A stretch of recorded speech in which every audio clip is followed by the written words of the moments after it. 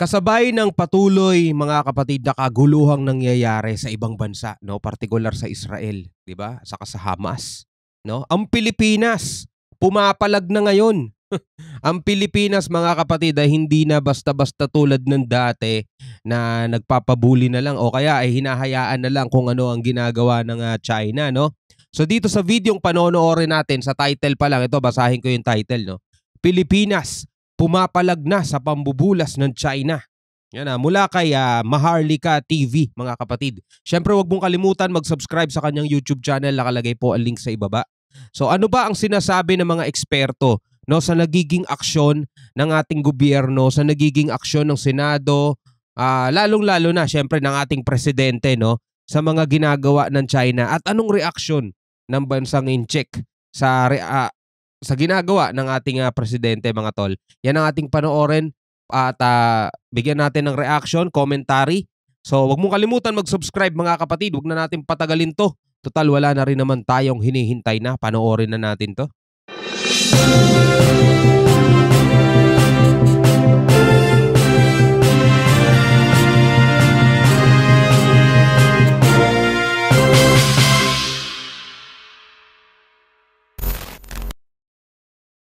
Pambubuli ng China, pinapalaga na ng Pilipinas. China nagulat sa naging aksyon ng mga Pinoy. Abangan kapatid ang kompletong mga detalye, kaya manatiling nakatutok dahil dito bawal ang fake news.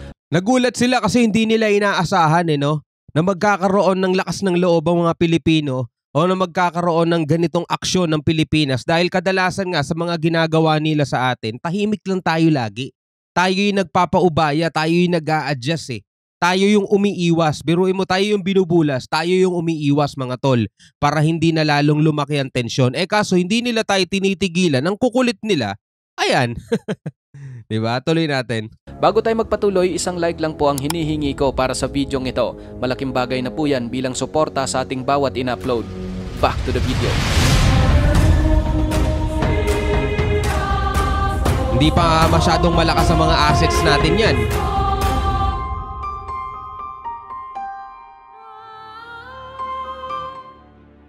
Sa paliwanag kapatid ni Professor Renato de Castro, isang political analyst at isang international studies expert, mayroon naman ng mga implikasyon ang ginawang desisyon ni Pangulong Ferdinand Marcos Jr.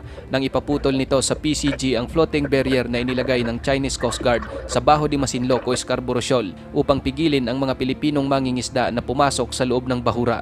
Sa utos ng Pangulo na pagputol sa naturang harang na inilagay ng China, ipinapakita umano ng pamahalaan ang pagpapahalaga sa food security ng bansa, lalo na't maraming mga mangingisda sa Zambales ang nawawala ng hanap buhay dahil sa ginagawang panggigipit ng China sa West Philippine Sea. No, unang-una ho, pinapakita ho dito yung decisiveness ng ating presidente, no, na in a matter of few hours, he made a decision. Despite, of course, the possibility that he would have an adverse reaction from the Chinese Coast Guard. Nasa tapat at napakalapit lang sa Zambales ang Bajo de Masinloc o Scarborough Shoal at napakaraming isda sa bahurang ito, kung kaya't malaking problema talaga sa mga mangingisda sa Zambales kung hindi sila makakapasok sa Scarborough Shoal. Isa rin naman ang pagpapakita ng tunay na kahulugan ng independent foreign policy ang agarang hakbang o desisyon ng Pangulo, kung saan hindi na ito sumangguni sa mga bansang kaalyado ng Pilipinas sa ginawang hakbang gaya ng Amerika, Japan at Australia. Biruin mo, napakahinang presidente naman no, no? Kung yung nasa teritoryo mo na, 'di ba, may nangyayari ng iba sa teritoryo mo, tapos magtatanong ka pa sa presidente ng ibang bansa na napakalayo naman doon. 'Di ba? Mahinang presidente pag gano'n, no? At buti na lang hindi nagkamali ang mga Pilipino nung ibinoto nila si PBBM, dahil dito pa lang sa aksyon na to mga tol 'di ba? Nakikita naman natin yung ibang mga problema ng bansa, kakulangan sa bigas, 'di ba? Kakulangan sa pagmahal ng mga bilihin. Hindi kasi ganun talaga kadali lutasin yung mga ganung problema, lalo na kung matagal na yan. Yung mga sangkot sa mga anomalya, sa mga nangyayari dito sa ating bansa, nakasanayan na nila yan dati, marami na silang koneksyon. So pag pinalitan mo yung presidente, hindi agad-agad niyan maaayos yun, mariresolba lahat yun, kasi etong mga gumagawa ng anomalya sa ating ekonomiya, talagang marami ng koneksyon yan at gagawa ng paraan yan para hindi mapigil yung mga pagpapayaman nila, yung mga tol.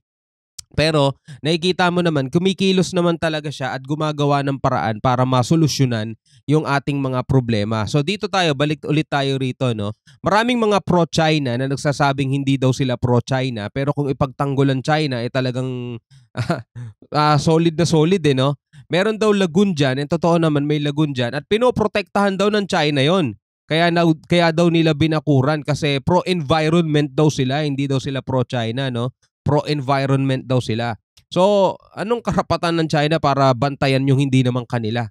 Hindi pa kasi talaga nila maamin, no? Yung mga pro-China na yun, hindi nila maamin na etong mga Chekwa talagang patuloy na inaangkin yung lugar na yan, kahit na syempre sa Pilipinas siya, mga tol, pasok yan sa exclusive economic zone natin. So, dapat tayo ang nangangasiwa dyan, di ba? So, nung inutos ni PBBM na putulin yan, mga tol, 'di ba? Naging reaksyon ng China, talagang nabigla talaga sila at hindi nila inakalang magre-react tayo ng ganun, mga tol, 'Di ba? Ibahin niyo na presidente, syempre iba na yung dati. Sabi nga, may nabasa akong comment bago daw bumaba si si President Duterte, nilagdaan niya rin yung EDCA. Pumayag na siya, no? Kasi nakita niya nga na walang kwenta kausap tong mga to. Dahil dito, pinapakita rin umano ng bansa kung paano tayo nakikitungo ngayon sa China, kung saan pumapalag na tayo sa kanilang mga panggigipit na siya namang ikinagulat at hindi raw inasahan ng mga Chino, kung kaya't animoy nataranta ang mga ito sa kanilang mga sagot. Dagdag pa ni Professor De Castro, medyo nag-aalangan din umano ang China sa Pilipinas dahil sa Mutual Defense Treaty nito sa Amerika. Epektibo raw ang ginagawang hakbang ngayon ng pamahalaan at Philippine Coast Guard sa West Philippine Sea, lalo na't bumabalik na ang mga Pilipinong mangingisda roon. Ang tingin palagi ho ng China sa kilos ho natin, nasa likod natin ng Amerika. Nag-decide ho si Presidente na i-cut yun without consulting the Americans para ipamukha ho sa mga Chino, desisyon namin to. Kasi ang nakasalalay dito ay, of course, ang interest natin, food security. Yeah. And of course, this is a clear exercise ng independent foreign policy. Yun din ang tingin ng ibang mambabatas dito sa Pilipinas, no? Kaya daw tumatapang tayo, kaya daw tumatapang mga PCG kasi nasa likod daw, naka-back up daw yung Amerika. O eto, naging desisyon ng presidente na hindi na kumukonsulta pa sa iba. Kasi bakit ka nga naman kukonsulta pa sa iba? Ano mo yan, teritoryo mo yan, di ba? Ikaw ang may dyan, may control dyan, no? Malaki rin ang naitulong ng mga combined maritime operation kasama ang iba't ibang kaalyadong bansa ng Pilipinas. Una, nagpapakita ito na di tayo nag-iisa. Pangalawa, maraming natutunan ng ating mga kasundaluhan, lalo na sa mga pagsasanay na tumutuon sa kung paano mas mapaigting ang pagbabantay sa ating mga teritoryo. Kung matatandaan, mga kapatid, naging sunod-sunod ang mga sanib puwersang pagsasanay sa karagatan ng Pilipinas. Kinabibilangan ito ng Pilipinas, Japan, Amerika, Australia at Canada. Hindi pa kabilang dyan ang mga pagbisita sa bansa ng mga barkong pandigma ng ating mga kaalyado. Samantala, binatikos naman ng China ang Amerika dahil sa patuloy umano na pagpapalaganap ng kanilang alyansang militar sa mga bansa sa Asia-Pacific region. Kabilang na ang karagdagang EDCA site sa Pilipinas. Sa isang press briefing, sinabi ni Chinese Foreign Ministry Wang Yi na kinokontra ng China ang military expansion at panghihimasok ng Amerika sa security space ng ibang bansa. Partikular na tinututulan noon ng China ang pagtatayo ng Amerika ng mga base militar sa ilang lugar sa Pilipinas malapit sa Taiwan. Gawain nila yung military expansion sa pagtatayo ng mga military base nila sa lugar ng ibang bansa Katulad nung ginagawa nilang pagtatayo ng mga isla. Sabi nila dati hindi nila tatayuan ng mga military base niyan, pero kitang-kita naman kung ano yung mga nandoon. Diba? Gawain nila yun Takot sila sa sarili nilang multo no? Saka hindi natin alam, mga tol, kung meron bang Mutual Defense Treaty yung Amerika at Israel. Pero ngayon nakikita natin, diba? Sabi nga ng Amerika, nagpapadala na sila ng tulong, papadala na rin sila ng susuporta sa Israel. So diyan natin makikita ngayon kung paano tutulong ang Amerika doon sa nangyayaring labanan ngayon, mga tol.